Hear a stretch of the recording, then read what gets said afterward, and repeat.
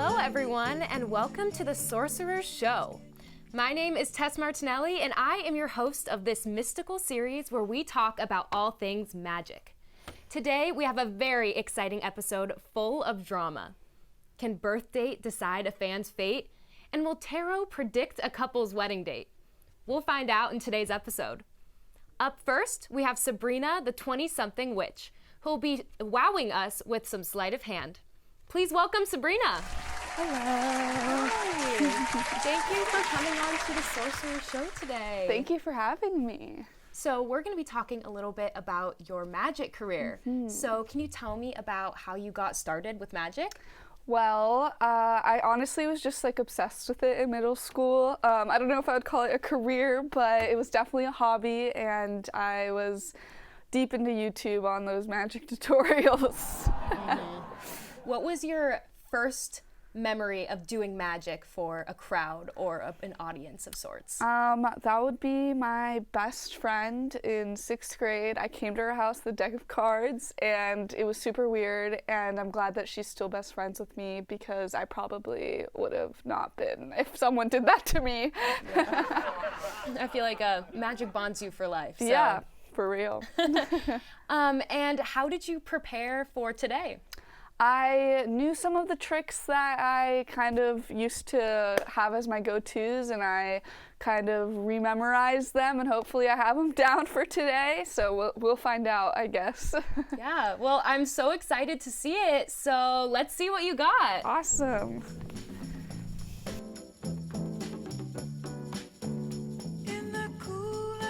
Sabrina has been kind enough to prepare us a few tricks, so I'm gonna pass the floor off to you. Thank you. So the first trick is a string trick, and this is the first trick I ever learned. So I want you to just tie these two ends together in a knot, please. Oh my gosh, now it's on me. Yeah, I don't know. We'll Okay. see. It's knotted. Awesome. Yep, make sure you can't break Okay, it. it's Perfect. tight. This is very simple, but I'm gonna it's literally like a cat's in the cradle type of situation. I have my little shape, and I want you to stick one hand in the large diamond in the middle, and then you're gonna do the same thing, but from under, and just stick it right Just through. right through there? Yeah. Oh my god, it feels like birth. Wait. No. Wait, there. Oh. Okay. I might need to do that again. Oh, wait, no, that was cool. Good job. Yeah, so I think because of the knot, it kind of got stuck. But yeah, that was kind of the little free bird trick. I thought it was pretty cool when I was younger. I bet that killed on the playground. Yeah, it was crazy. And then this one, so as you can see, cards are pretty shuffled up. And I'm gonna have you pick a card, any card, and don't show it to me. Okay, I want this one. Okay, I can take it? Yeah, and look at it. You can show Okay. the audience. I'll close my eyes. You guys got this? Okay, great. And then, I'm not okay, yeah. And then could you just place it on the top? I'll look away. And then cut the deck in the middle and put it on top to get it really lost in there. Awesome. Okay. So now I'm going to snap my fingers, and your card should be face up. Let's see.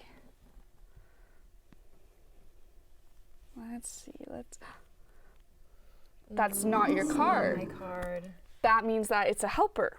Okay. What does that mean? So this is my trusty helper, and he's telling me that 1, 2, 3, 4, 5, and that's your card. Wait, that is my card. And so since I said that I would flip your card over, I'm gonna kind of, give you a little surprise and flip all those aces, give those to you too, because I lied a little bit. Shut up.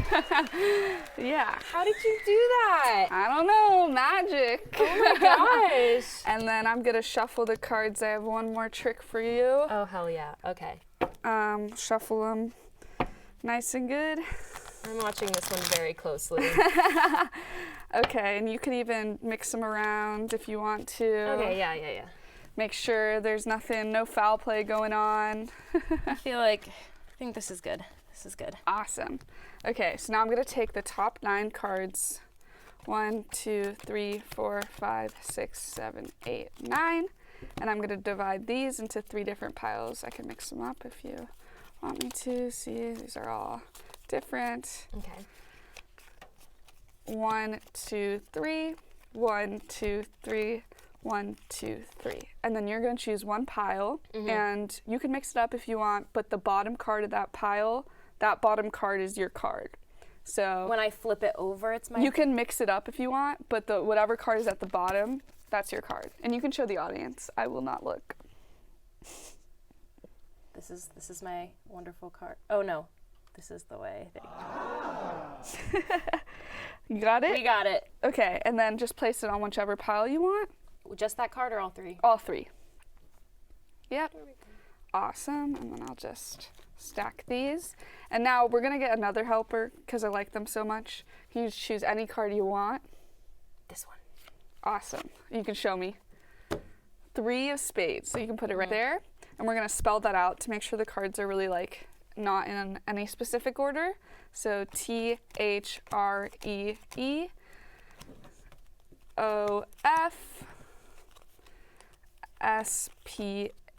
SPADES. Awesome. And now we're going to play a game. So I'm going to lay out these cards like this. Okay, we do just have a few seconds left. Okay. If we can, oh my god. Was that your card? Yes, that was my card! That was amazing! Wow! Oh my gosh, So I can cut it short. That was insane. Thank you so much for joining us today. Of course. That was absolutely fantastic. And folks, stay tuned because up next, we have a couple in the green room anxiously awaiting a love tarot reading. Thank you for having me.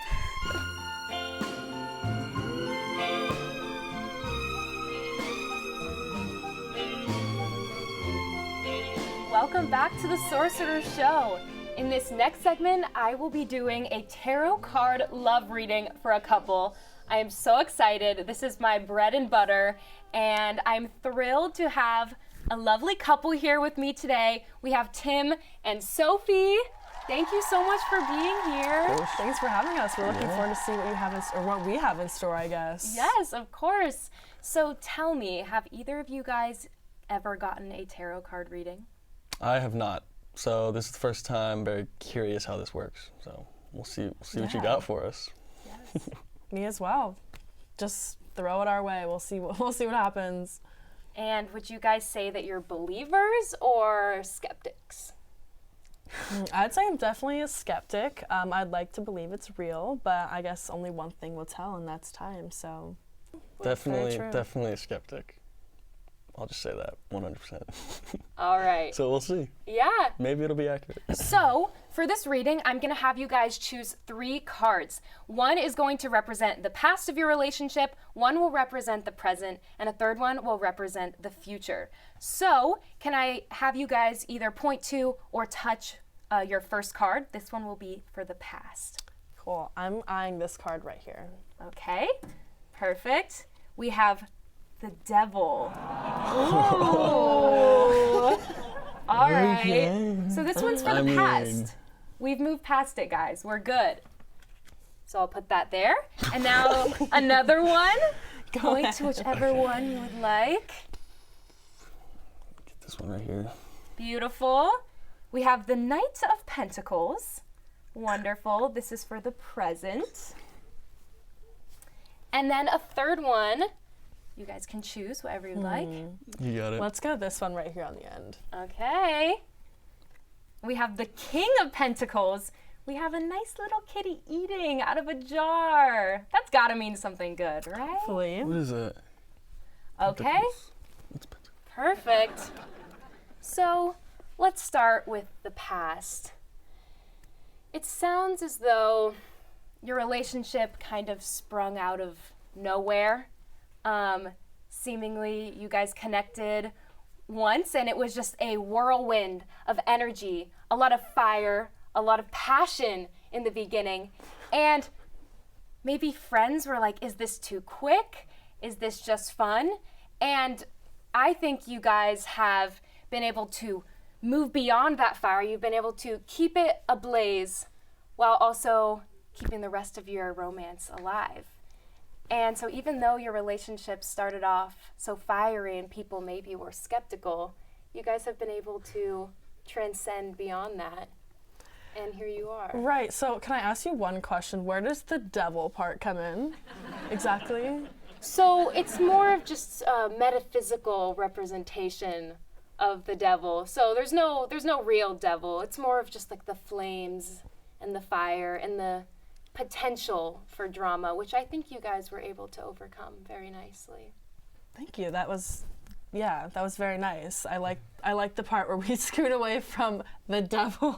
And this is the past anyway. It is the past. The past is the past, you know, the past. All right. So we'll now move on to the present, which is the Knight of Pentacles. So it sounds as though you're in a moment of transition in your relationship. There's a lot of questions being asked that in the past you weren't confronted with. Potentially a change with career, with moving. On both of your sides, that is complicating things. And you're having to choose whether or not you make compromises for your relationship or for yourself, and weighing your options about what is most important and what decisions to make as a couple. But it sounds as though, just even by looking at you guys, that you guys are on the same page about what you want and that you want to be together. And I think that that is going to carry you through. How do you know all this? It's the tarot.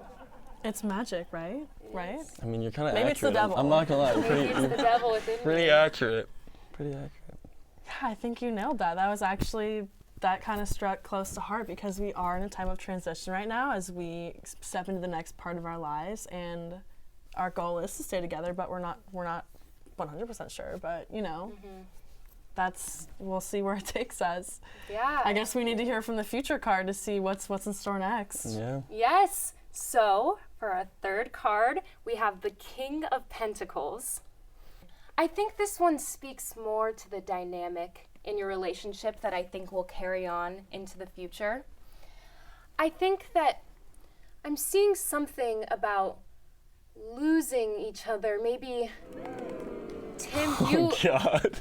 you were, I don't know, you have a history of getting lost or something. Oh my and God.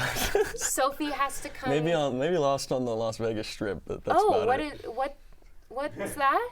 Never mind. No, Never mind. you got, what happened there? No, please tell the fine people, please. Because this may speak Well, I to the recently future. got lost. I don't know if it's the same lost you're talking You about. got lost in Vegas? Yeah, Oh, unfortunately. I made it back by myself. It's fine. oh, that's But it's just a funny story that we have interesting. Hilarious. recently. Okay. Very. Well, I just think for the future, maybe something to look out for, trying not to get lost. And I think that Sophie is someone who's able to find you. And this is not just physically, I think also just emotionally. Because Sophie just I would agree with that. understands you. I do. And Tim, when you have these moments of chaos, whether you're out, getting lost in Vegas or you're just, just being you, Sophie's able to reel you back in and be that nurturing support system. And I think also with your very fun side, you guys are able to go out and have a really good ass time together. So I see a lot of fun in your future. You guys are the fun couple for sure. So I see all good things, and just try not to get lost, but know that Sophie will always find you. Thank you. I think you've definitely persuaded me that tarot is real just by all those nice things you've said. So Amazing. But thank you guys both for joining me. I know you guys have a bright, fiery, non-devilish future ahead of you. And when we come back, we're going to be figuring out if birth date will decide our fans' fate.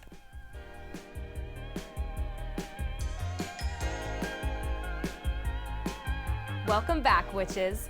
Last week, we asked you at home to send us your birth charts for a chance to get a free reading. And today, 2 lucky fans have been chosen. I brought my friend and unearthly good chart reader to read you to filth. Please welcome Sophie. Hello. Thank you so much for being here. Thank you for having me. So I wanted to bring you here because you're a fantastic chart reader, and I just want to start off by asking you, what are some good or bad signs or something in a chart that really stands out to you? Well, the first thing I look at in a chart is what I'm biased towards, and I really love an earth sign, and sometimes I'm put off by a fire sign. I would say that I love Capricorn, Virgo, Aquarius, Scorpio. Those are some of my faves. Okay, so this is amazing to hear for me because I got Capricorn moon, Virgo rising, Aquarius sun. So Yep. You're kind of perfect. perfect for you. You're perfect for me. Well, we have 2 different charts plus 1 special chart at the end, and I'd love to get started and just get your overall takes on them. Yeah. So let's start with chart number 1 from one of our fans. All right. Okay, So, my first impression when I see this is I'm like, all right, we got the Capricorn, Scorpio, and Aquarius, which are the signs that I mentioned that I freaking love. As you can see here, the sun is your basic ego, and so that's kind of like how you want to be perceived, but it's not necessarily who you are. But this person having a Capricorn Mercury kind of brings that back into play with, like, Capricorn is a sign, it's ruled by the devil. Bringing it back to tarot, Capricorn is ruled by the devil, and that it is ruled by Saturn, which is kind of the, like, scariest planet because it kind of, like, puts pressure on a person, and therefore Capricorns are they put a lot on themselves, and they strive for the top, and they are the mountain goat, sea goat, so they have a lot of emotional depth to them, and that's the part that's like the sea goat, because they're climbing the highest mountains and they're diving into the lowest oceans, and therefore they have a wide range of emotions. And so Capricorns are very deep, and having that Scorpio moon, I feel for this person, and I think that they need therapy. oh shit, okay. I hope that they're in therapy, because having a Capricorn sun with a Scorpio moon is a recipe for someone who does not talk about their emotions enough and kind of represses everything. And then that Aquarius Venus. Aquarius is the sign that's like, I'm different. And it's kind of like the last sign in, let's say, like the chronological order of how the signs work. So it's kind of like Aquarius is like a 100-year-old person who is losing their mind, right? That is how this person views love. They view it like, F it, I'm just gonna do anything. And maybe that is a little bit scary with that Scorpio moon, just because they might make bad decisions and then never see their own fault for it. And yeah, they might like shelter themselves in their room a lot. I actually have a roommate with this sun and moon combo, and he's the type to hermit, but he's also a silly goose. But The hermits always are silly gooses. They always once you are get 'em silly out. gooses. I know, you just gotta bring him out of that room. Drop a few breadcrumbs. I know, just leave a little trail for them. Yeah. Okay, well, I think we should move on to the next one. Yeah. So let's see what we've got. Oh. Oh, wow. Well, this is an interesting one. Okay, so this is what we call a stellium, because when you have 3 placements of the same sign and one of them is your Venus, that becomes a stellium, and that really just means that this person embodies Scorpio. So this person screams mysterious. They want to be like the hottest person in the room. I feel like there's a big disparity between the Scorpio placements and the Libra. I So, like, know. what does that mean? Well, Libra is, like the scale, balance. And Scorpio is a little bit, they're the scorpion, they sting. They're represented in tarot by death.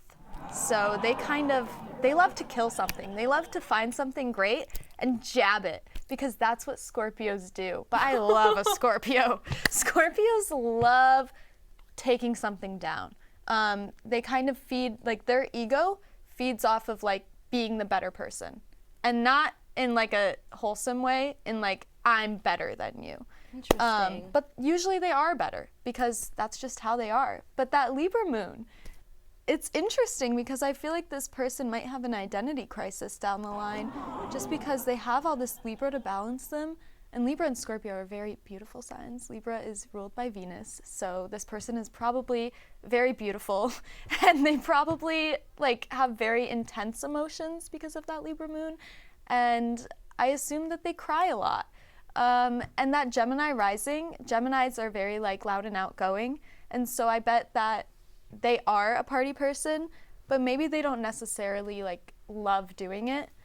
But I think that a lot of people would see them as someone who they want to be around. Interesting.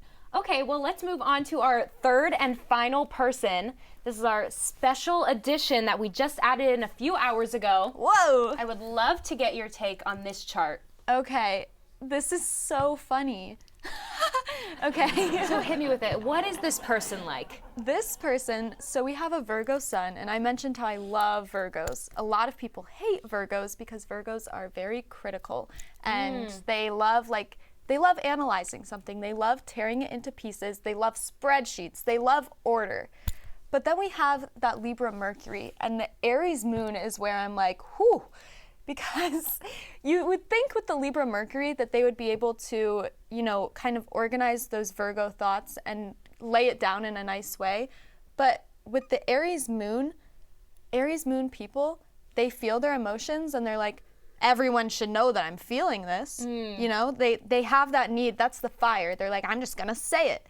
So this person, they're very critical and they love telling people. Oh, so do you think they're the kind of person who's like kind of behind the scenes calling all the shots about things? Yeah. Interesting. Okay. And then to get into the other signs, Pisces rising, people might see them as more of like, not really a teddy bear, but you know the evil teddy bear in Toy Story? Yes. Kind of like that. Oh. Like, they appear sweet, but it's like, what's gonna happen? But I think that all in all, this person is a great person because we have that Libra Venus, and they just value a lot of balance in their relationships with people. And then that Leo Mars is kind of funny because it means that in expressing their anger, they only think about themselves as much because Leo is the sun. They are the star of the show. So this person, I would say, very critical and loves himself. Interesting. Well, Sophie, thank you so much for helping us out today. I can't wait for our fans at home to hear these readings. That was insane. I hope I didn't hurt anyone's feelings. No, I'm sure they'll be fine. But everyone, please stay tuned because we have one final spellbinding performance by a very special guest.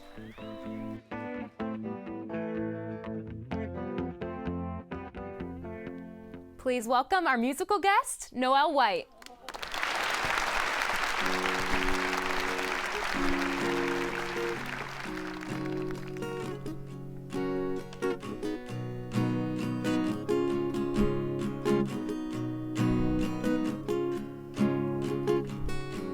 So I'm back to the velvet underground, to the floor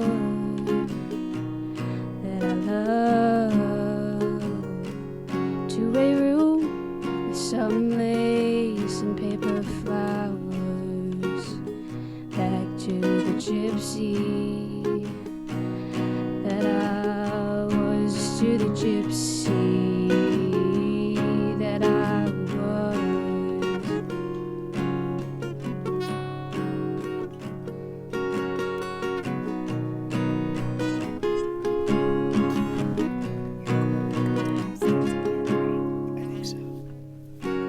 And it all comes down to you, you know it does, when lightning strikes, maybe once, maybe twice, and it lights up the night, and you see your gypsy. You see your gypsy.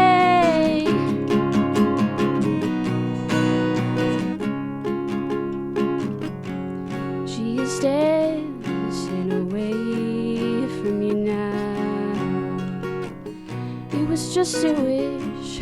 It was just a wish and a memory. So that's left for you now. You see, you're a gypsy.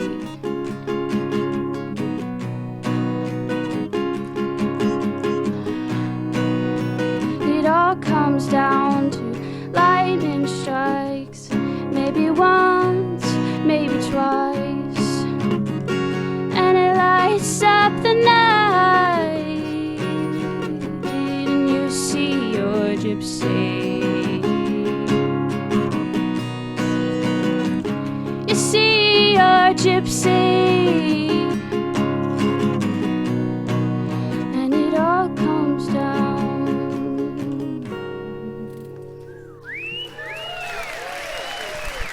Wow, thank you so much. And thank you everyone for joining me, and we'll see you at the next full moon.